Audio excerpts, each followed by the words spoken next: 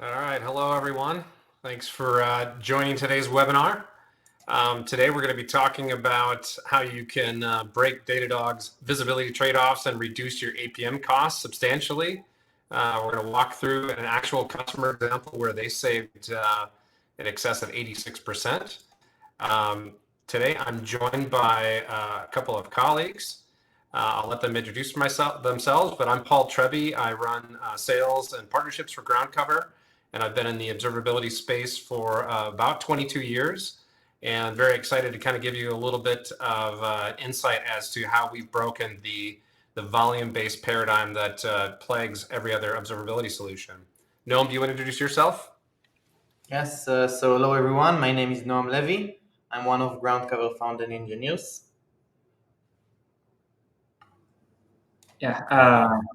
And hello everyone too. My name is Aviv Zohari, also one of groundcover's founder engineers. All right, perfect. So with that backdrop, so we do have some ways you can interact in this webinar. We'll try and get to every question that is asked. That being said, there is a Q&A box where you can ask questions with your name. You can also ask questions anonymously. We'll try and get to them live during the webinar, but if not, if there's something that comes up afterwards, a couple of things to keep in mind. Everyone that registered for the webinar will get the Excel spreadsheet that with the pricing calculator and the ROI calculations, so you can put in your own data or just kind of see how we came to the math that we did. We're also going to send an actual case study for a customer that had substantial savings for moving to ground cover. And then just a reminder too, we do have these webinars every 2 weeks. So if you want to follow us on LinkedIn or if you're on the mailing list, great content every 2 weeks that you can dive into, and also those will be interactive as well. And then finally, if you've got questions or you've got a case that you don't want to mention on the webinar, feel free to reach out to groundcover overall on LinkedIn or join our Slack community, and you can ask questions there, or personally just reach out to me on LinkedIn as well, and I'd be happy to discuss with you. All right, so just a little bit of backdrop on the challenge that's in the market today. And to be honest, I think the high-level themes haven't really changed that much. But with the advent of microservices architecture and cloud stacks, these problems have been exacerbated quite a bit, right? So on the one hand, right, whatever solution that somebody buys, there's obviously some time and effort that is involved in implementing it, and we see that quite a bit with kind of the big three APM providers, especially with Datadog, where the customers may have bought licenses, but 6 months into it, they're only 25-30% deployed, right?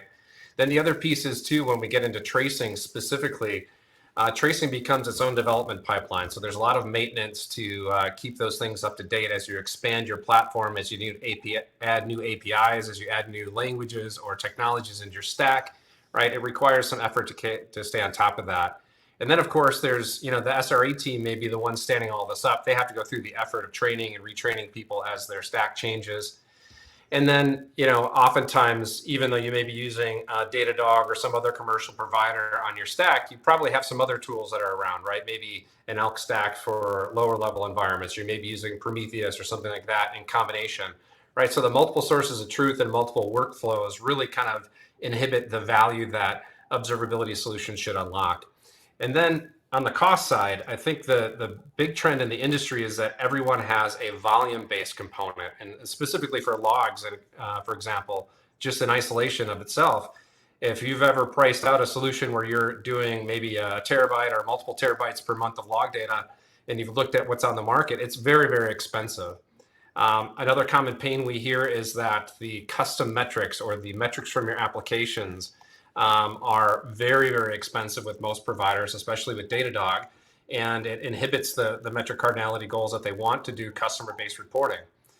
Furthermore, I think it's really difficult, especially if you're starting with a solution today and you want to have to be able to predict what size of contract you need in terms of tracing volume, for example.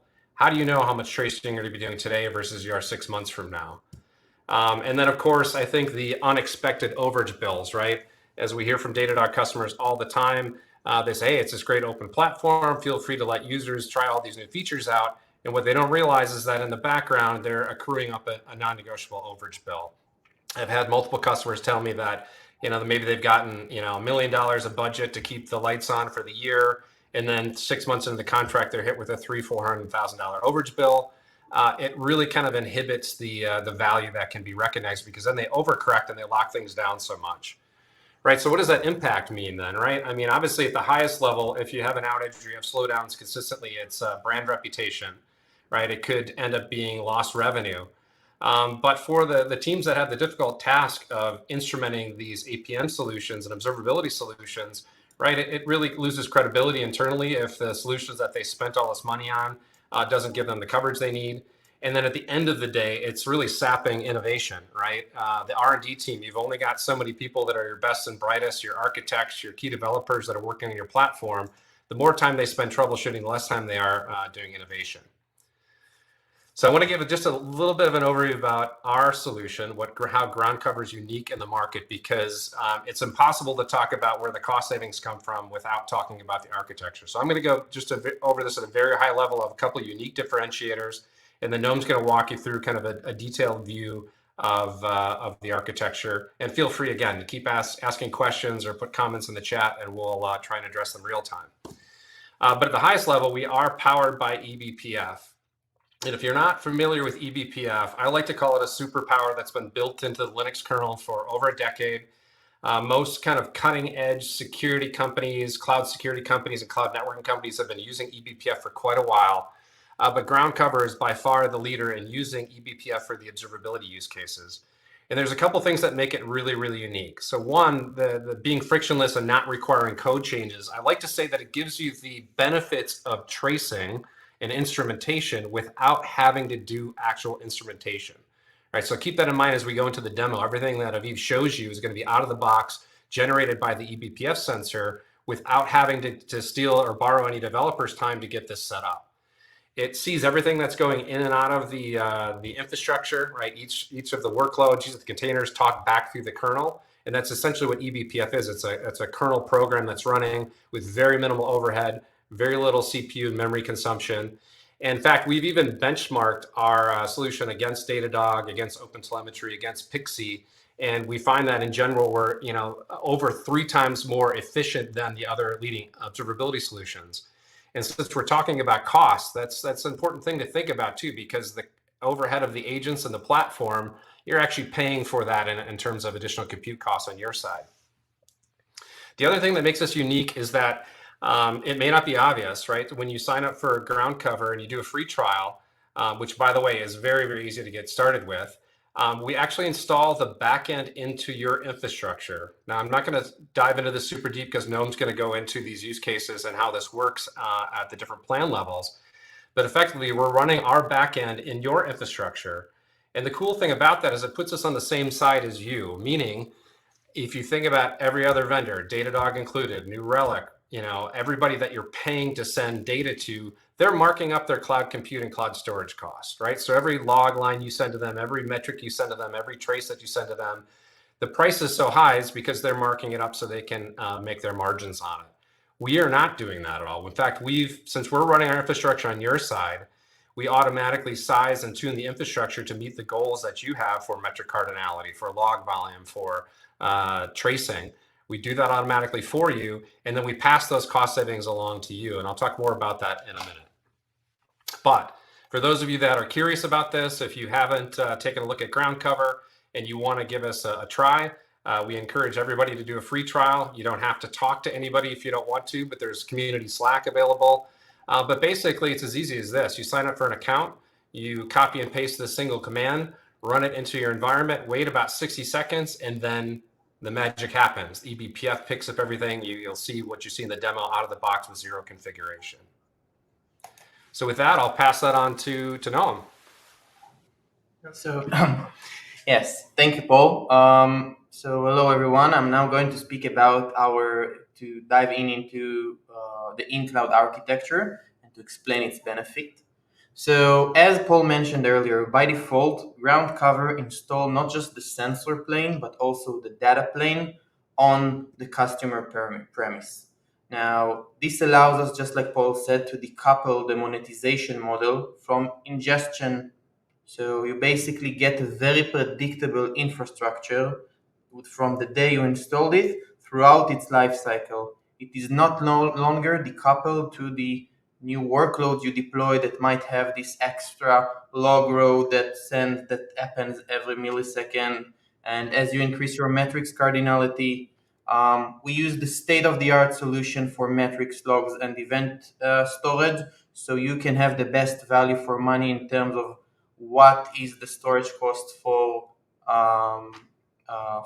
every type of data that you store in ground cover.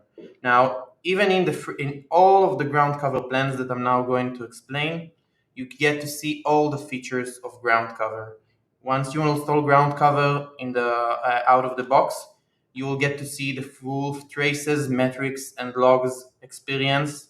There is no like those annoying buttons that you will press and then will show you, hey, here's the data, but you'll just need to pay in order to see the data that we store for you.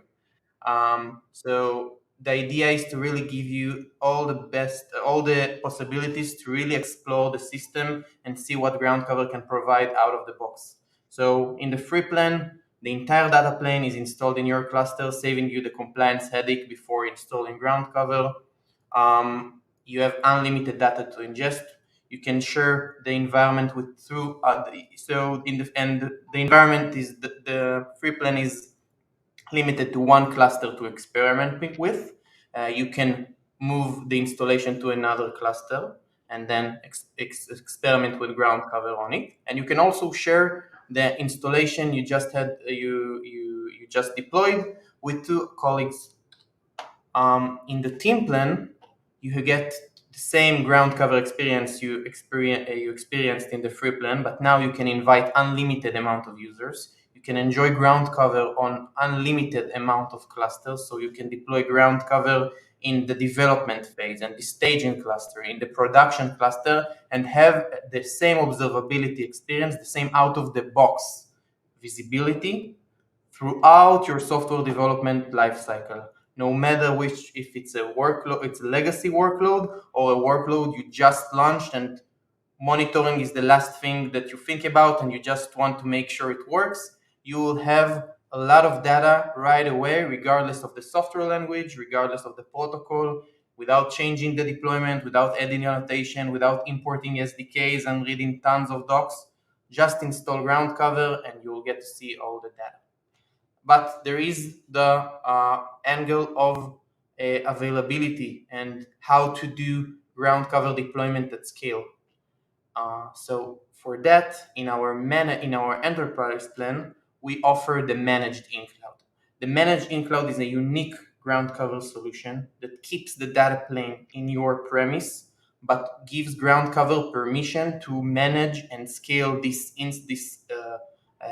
ground cover instance for you. So you only need to think about installing ground cover sensor components on your clusters, and we take care of making sure that the data plane is handling that load as you grow, as your cluster shrinks and expand throughout the day, throughout the week. We provide daily automated incremental backups.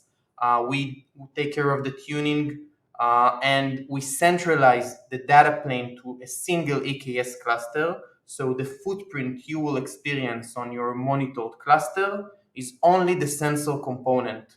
So the data plane does not grow with every cluster you install necessarily. There is a central data plane to govern all of your monitored clusters. Paul, if you want to continue from here regarding the pricing about every plan.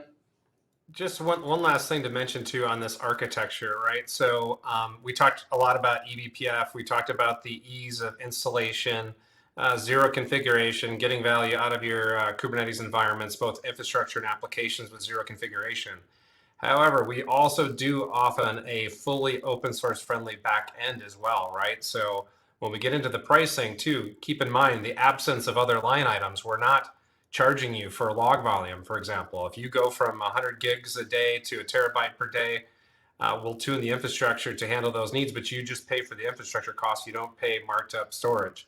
Same type of thing with tracing, or if you've got traces outside of the cluster that you want to bring in, or metrics from CloudWatch or some other source, you can bring them into the platform. So you kind of get the best of both worlds. You get this out of the box, easy button commercial experience that's probably easier than anything you've ever deployed, but you also have a cutting edge backend that you can take advantage of to bring in data, to integrate data from other sources, leveraging that cutting edge backend that Noam walked through.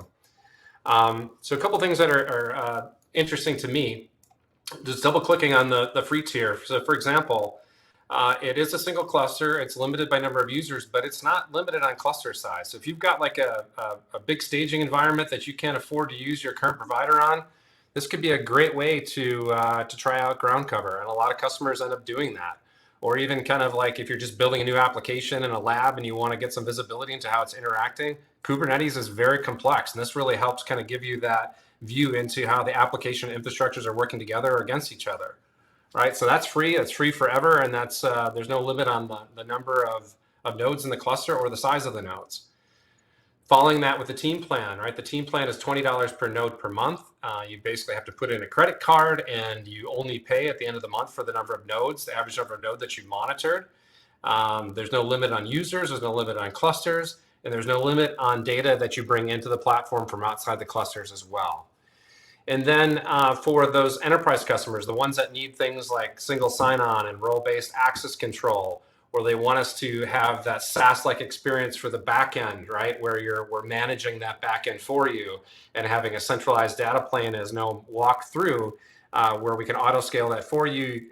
We charge $30 per month per node. That's it, right? There's no additional charges for log data or indexing log data or bringing in custom metrics. It's just a simple, predictable infrastructure-based pricing that our customers really, really enjoy.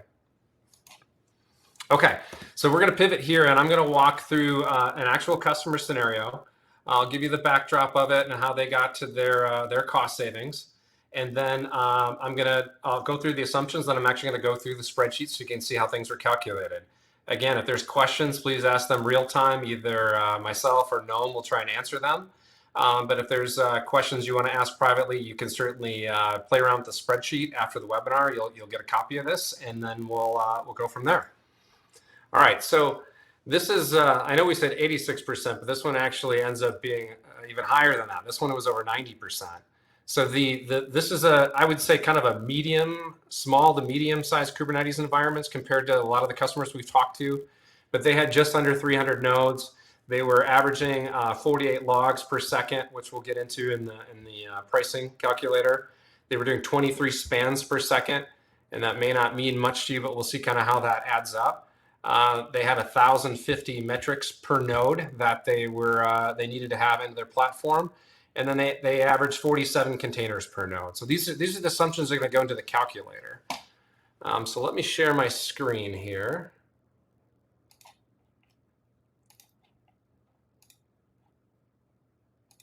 Okay, and can everybody see the calculator?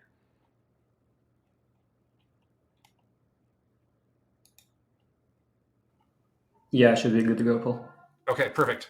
All right, so these are the same inputs we just talked through on the top. We're not going to be manipulating these on the webinar, but you will have this data to play around with, to put your own data in, or just kind of see what it would the cost savings would be potentially for your environment. So the inputs go into the top. There's this next section of calculations assumptions. I'm going to walk through that, and then as we scroll down, we'll actually see the Datadog costs, and then we'll actually cover the ground cover commercial costs and then the infrastructure cost. I think it's interesting. As I mentioned, this isn't a super large Kubernetes environment, but there's a lot of throughput through it, which is kind of driving some of the costs that they experience. If you're smaller than this, you'll be able to see very quickly in this calculator how your environment would scale. If you're much larger than this and your volumes are even higher, you can quickly see how this can escalate and grow substantially. Starting with the retention, we are looking at 15 days for logs and spans. And then for metric data, we're looking at 15 months. We think that's a pretty common use case. And that's what most customers are doing with Datadog that we talk to. Now, our backend costs we're going to talk about later, but I think it's worth pointing out there's a couple things on the spreadsheet.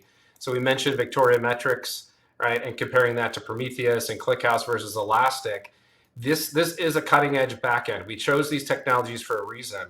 There's some articles that you can read up on here on the spreadsheet. I won't go into them now, but for example, Prometheus requires 5.3x more memory than Victoria Metrics. Victoria Metrics runs in memory. It's very, very scalable. Similarly with Elastic, right? It uses double the amount of CPU and 7x the amount of storage, right? And that adds up substantially when you're dealing with large volumes of data and if you're running this stuff in-house. Today, we're primarily going to be comparing this to Datadog, but you can start to see the math on how this adds up for comparing this against a roll your own and open source as well. And as I mentioned, we'll get to our backend costs at the bottom of the spreadsheet. We'll kind of factor that in. But one other thing worth pointing out too, just to make this as fair as possible or maybe as expensive as possible for the ground cover infrastructure size, we actually did a 4x multiplier on this infrastructure just to kind of show like, hey, even if you double or triple your volumes of data, it's still going to be a very reasonable cost. Okay, so looking at log data. Now we've broken this down into, based on the assumptions above, right? This is the amount of data that they're ingesting, right, or is being scanned, and then this is the amount of data being retained and indexed, right? And this assumed that the customer, in this case, wanted to index 50% of their logs. I think that's a pretty common amount. I have seen quite a few Datadog customers go with a much lower percentage just because as you can see, the cost starts to add up substantially. So sending the log data only was 71K, but indexing half of that log data resulted almost 400K of costs there. So that's a pretty substantial piece. And I think in general, log management across the industry, whether it's Datadog or anyone, is an expensive proposition, right? So right away there, that's driving a lot of the cost. And if we go down to the infrastructure cost here, there's a couple different components, right? As far as the licensing models for Datadog, they've got basically a pro model, and then they've got an enterprise model, right? We're doing the enterprise model here, and so in this case, there's a fixed cost of $23 per host per month. This includes 10 containers per host and gives us 3,000 containers. However, because of the number of containers per host, which by the way, 47 containers per host or per node is not that high. Standard Kubernetes can go to, I think, around 110. If you're running Kubernetes hosted by AWS or Google, that can be over 200, I think around 250, right? So this isn't like a super high number of nodes. But this alone drove the fact that we needed 11,000 additional containers, right? And that drove another substantial cost factor, right? Just to have coverage for the infrastructure metrics. And then, if you look at the cost per hour, that seems really, really low, but you can see it adds up very, very quickly to a pretty substantial amount when you track it over the course of a year. Then if we look at the metrics piece, right? It looks on the spreadsheet, you can see that there's 200 that are included per host, right? And the notes over here, but we actually needed 1,000 per host, right? So that adds another 100K to the equation for Datadog. Now, I know not everyone is using APM, but most of the customers we talk to, since we are a full stack solution for logs, metrics, traces, and APM, are using the APM agent on many of their hosts. And in this case, they were using this extensively. The starting price for that is $40 per node per month. And that on top of the infrastructure cost, that adds up to kind of $63 before you even look at how much data is being generated by metrics and by spans.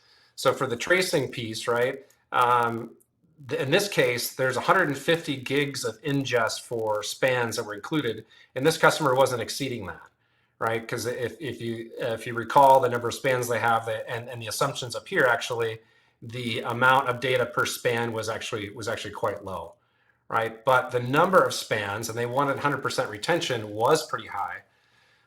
So in this case, they needed 51 million spans per node, and there's only 1 million that are included, which means they have to either sample around 2% or they have to pay the overages.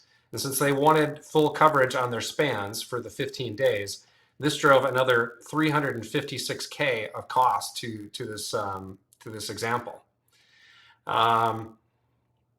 Let's see. And then the other piece too, like obviously, I think this is a pretty low assumption. Obviously, depending on where you are in the world, this may be lower or higher. but we went with a very conservative amount for the implementation and setup time. This is basically assuming that this is about 1.5 people. I think that's a little bit low, but we wanted to be fair to not ramp this up too much. But if you think about what I mentioned before about tracing, right? Tracing is something that's never done. As your stack evolves, as your platform evolves, as you add new APIs, you add new technologies, tracing has to be built into a development pipeline to kind of keep on top of that. So this is kind of like the SRE team plus any developer time that would be needed to do the instrumentation. I think it's a pretty fair estimate, and you can kind of see the total cost for the man hours. Okay, now to contrast this is very much a simpler equation for ground cover, and so this is going to cover both ground cover infrastructure costs, ground cover commercial costs, and then we'll actually look at our full-time equivalency as well. Right, so the per node pricing, in this case, it was enterprise, so it was $30 per node per month, no other additional licensing costs. In fact, most of the times when I'm talking to customers and talking to procurement, they're always asking me, what else is there? As I mentioned before, we don't charge for log volumes, you don't charge for metric volumes, you don't charge for tracing volumes.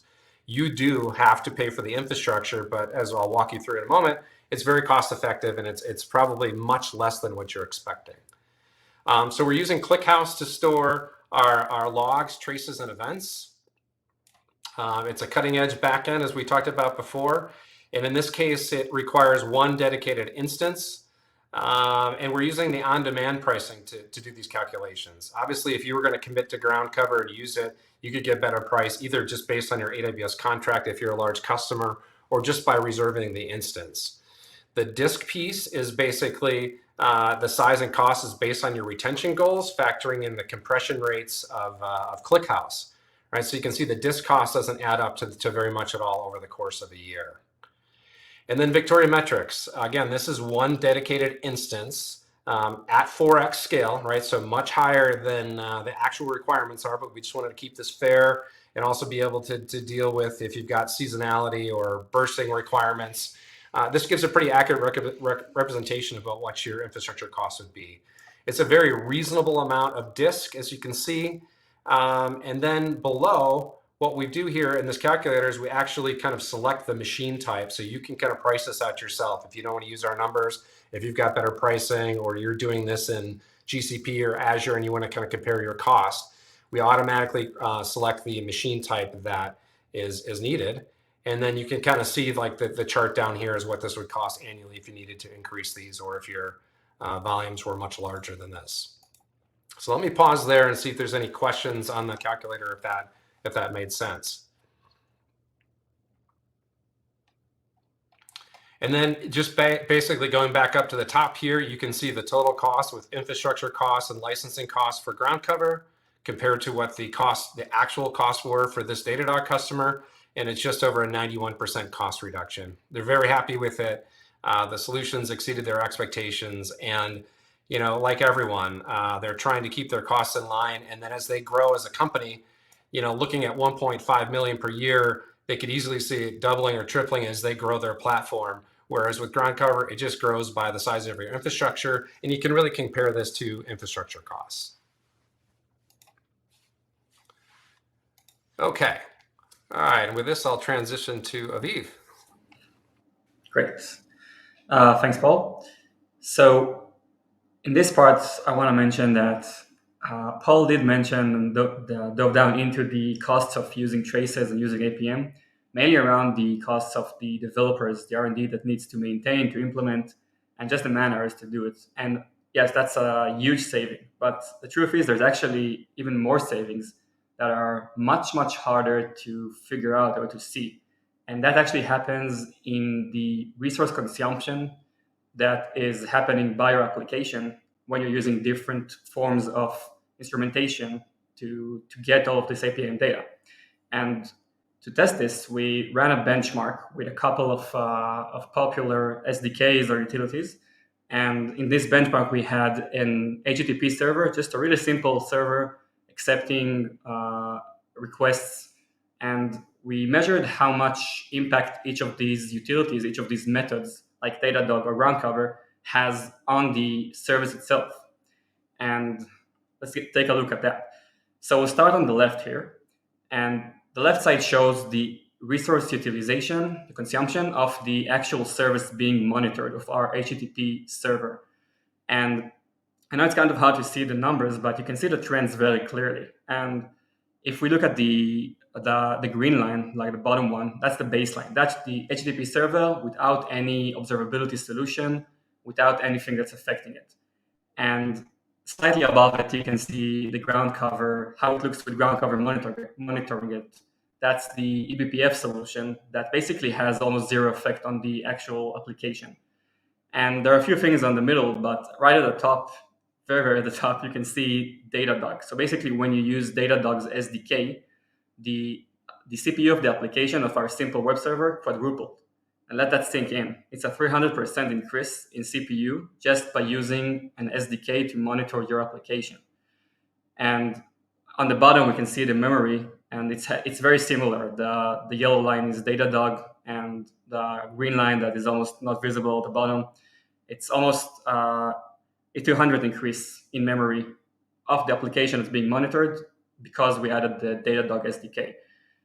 And on the right side, we actually have the total CPU overhead, which consists of both the application using more CPU or memory, but also the fact that you usually need to have an agent or something that's collecting the traces that you are generating. And we have the same effect here. Basically, using Datadog is 4 times more CPU intensive than using ground cover, and 4 times more intensive in memory as well.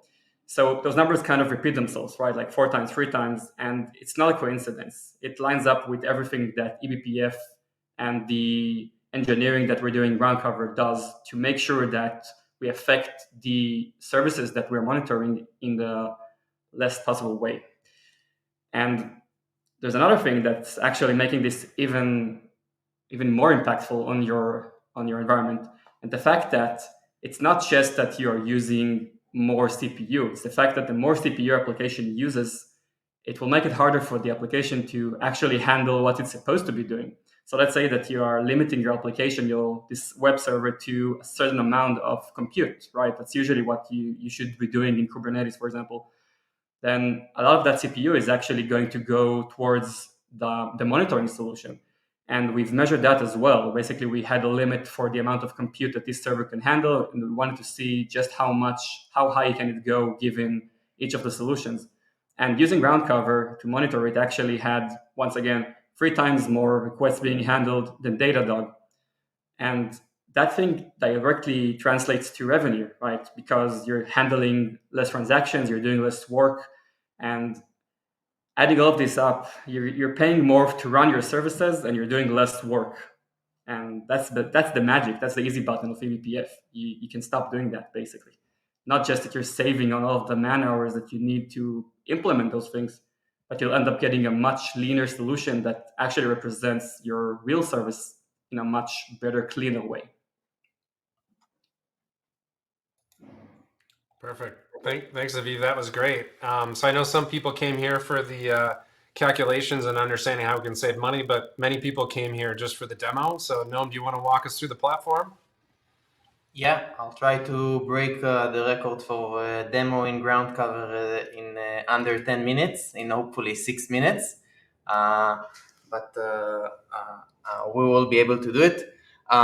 Cool. So earlier you saw in the presentation that the moment you're going to browse into ground cover, you will be introduced to the pop-up with a one-line installation command. Once you will run this installation command, 2 minutes after, ground cover will refresh and show you a full catalog of all of your workloads in the cluster, with the detection of every issue of all the issues in every application.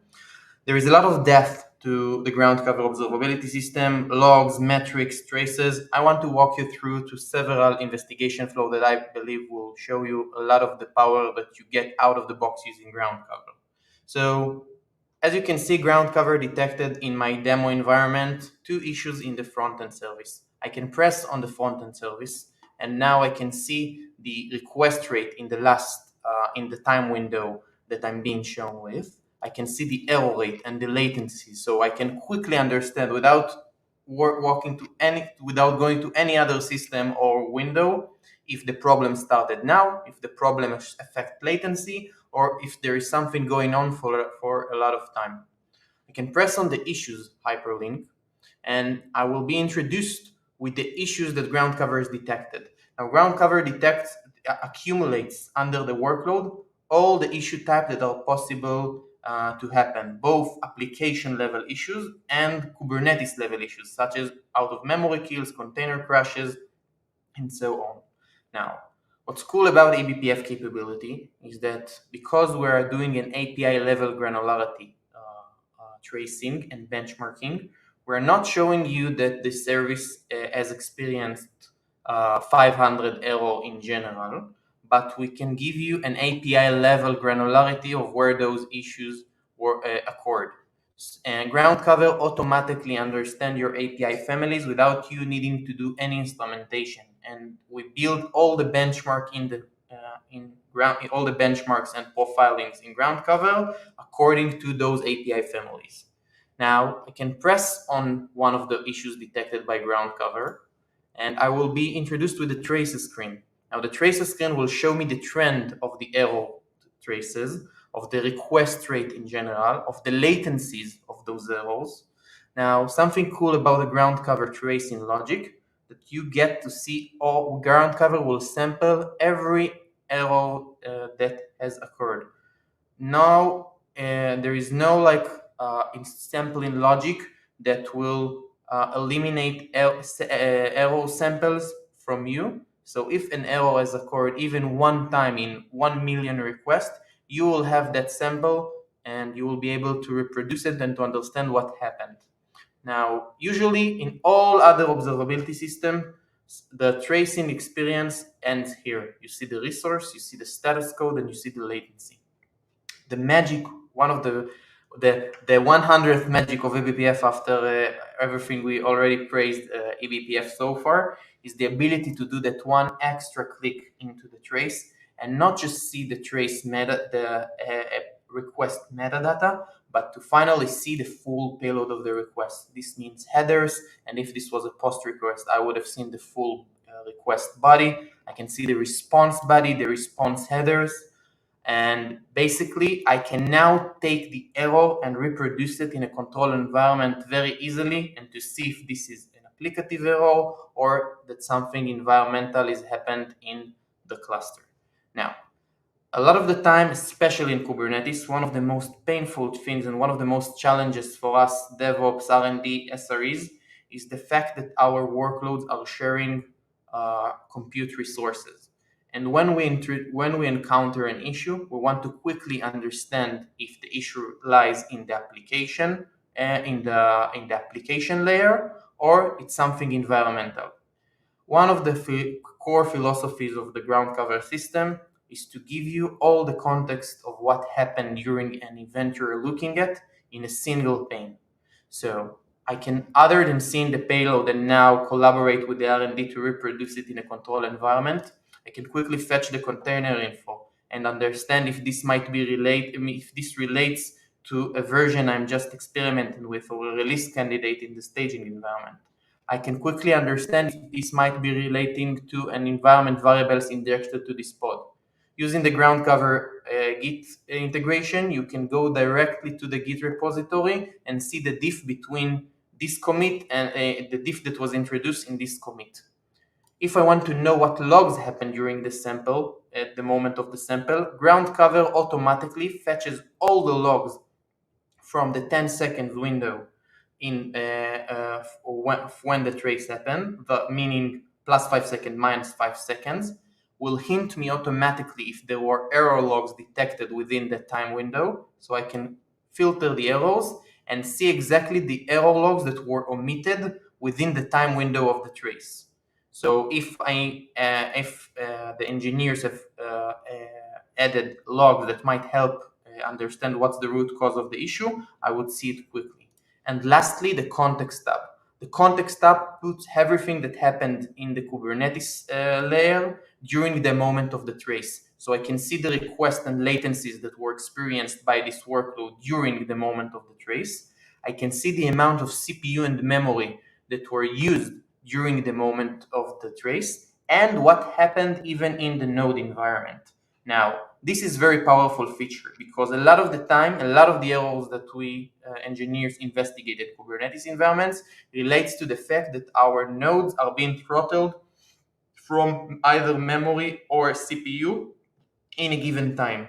Ground cover allows you not just to understand quickly that this was the problem by annotating the CPU and memory resource usage with the trace moment, but we can also, by going to the workload screen and using the noisy neighbor feature, I can quickly see the distribution of those workloads, CPU and memory utilization on the node, and find the culprit that caused the CPU and memory throttling in one click away from the trace. Now, this was just a hint, just a very short introduction to the traces capability. Now, we are speaking a lot about the cost effectiveness of moving to the ground cover platform. We cannot talk about doing a migration to ground cover without speaking about how ground cover helps you do the transition in your own pace with as much as comfort as possible. So as you can see, when I press on the traces screen, ground cover automatically will generate eBPF traces. This was the trace that we just seen. But if I have Datadog on the cluster, ground cover will automatically show me the distributed traces provided by the Datadog agent with zero integration. This means that I can now press on the latency on the distributed trace hyperlink. I will now share the tab that just opened up. Just a moment. And as you can see, I shared the same screen. Sorry about that. Perfect. Yeah. So as you can see, ground cover showed me the distributed trace that was produced by Datadog without me changing any line of code. Now, if I would have gone and as I'm gradually transitioning my system to either using only eBPF traces or moving to a tracing protocol that is not vendor locking me to a specific supplier, such as OpenTelemetry, you can see that ground cover automatically fetches those OpenTelemetry traces as well. Actually, ground cover is an official OpenTelemetry ingestion point. We are not using any proprietary ingestion protocol for tracing ingestion. We are providing you with an OTel collector endpoint. You can send your OpenTelemetry traces to it, and the same distributed tracing experience you saw with the Datadog source traces, you will have as you will move to the OpenTelemetry, given that you are interested in preserving the distributed tracing capability. Now, let's say you have custom metrics that you want to use in the platform. So for metrics ingestion, ground cover is fully compatible with the Prometheus protocol. In this environment, we also enabled the one-line flag in ground cover that scrapes and discover and scrapes automatically all the Prometheus annotated deployment in the cluster. As you can see, other than the ground cover metrics family that will be generated for all of your workloads automatically thanks to eBPF technology, I can also see all my custom metrics generated by either third parties in the cluster or by metrics generated by my own application. This means that if you are now using Grafana Labs, for example, or transitioning from a platform that uses Prometheus metrics, your own Prometheus stack, by enabling ground cover custom metrics module, you will be able to copy and paste your dashboards and alerts to the ground cover platform, and they will work out of the box with zero integration other than opting in the ground cover custom metrics model. Finally, we cannot do an observability tool without speaking about logs. So as mentioned earlier, ground cover is also a fully fledged logs platform. I can see all the logs in the system. For every filter I will choose, ground cover will show me the logs and also the frequency of the search. By pressing on the logs, I can see the full log and filter according to its fields. And also a neat trick unique to ground cover, like we do the logs correlation to traces, we can correlate traces that happen during a log and the same context tab. So now I can see all the traces that happened within the 10 seconds time window of the log, and I can see the resource utilization in the cluster and in the container at the moment of the log using the log annotation that is provided here. So basically, everything I showed you, and especially the automatic detection of the Datadog distributed traces, will work for you out of the box using groundcover without any step 2 into the installation. You will just install groundcover, and all the data that I've just shown you will just work and will be present there.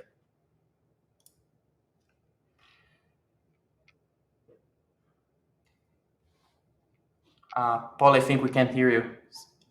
There we go. Thanks for that, Noam. That was great. Just two last slides. I think the call to action is take a look at groundcover. I think we can really help you break the kind of the volume-based granularity scale cost paradigm with our unique approach, our unique architecture powered by eBPF. It's really a game changer to be able to get as deep as you want to, and in fact, deeper than the Datadog agent gets you today, with zero effort from development teams to give R&D exactly what they need to recreate the problem. It's a game changer, right? And then as far as scale, right, as your environment grows, as your platform grows, as you add new APIs, you add new languages to your platform, the fact that you can get that same visibility automatically without developer involvement, or really for that matter, SRE involvement, even for that piece of it, is also a game changer, right? Nobody else can claim this. And then the predictable cost, which is basically like an additional infrastructure cost with no factoring for log volume or metric cardinality or tracing volume that you have to try and, predict into the future, which is impossible. No unplanned overages. It's kind of the best of both worlds. As I mentioned as well, too, you can bring in as much data from outside the clusters, open source data that you're already using from Prometheus, from CloudWatch, from maybe get rid of that Grafana instance that you've been managing because you get a Grafana instance with groundcover. It's really a game-changing platform for the best of both worlds. That commercial out-of-the-box, easy button experience with that cutting-edge open source backend that can help you kind of do your long-term integration needs.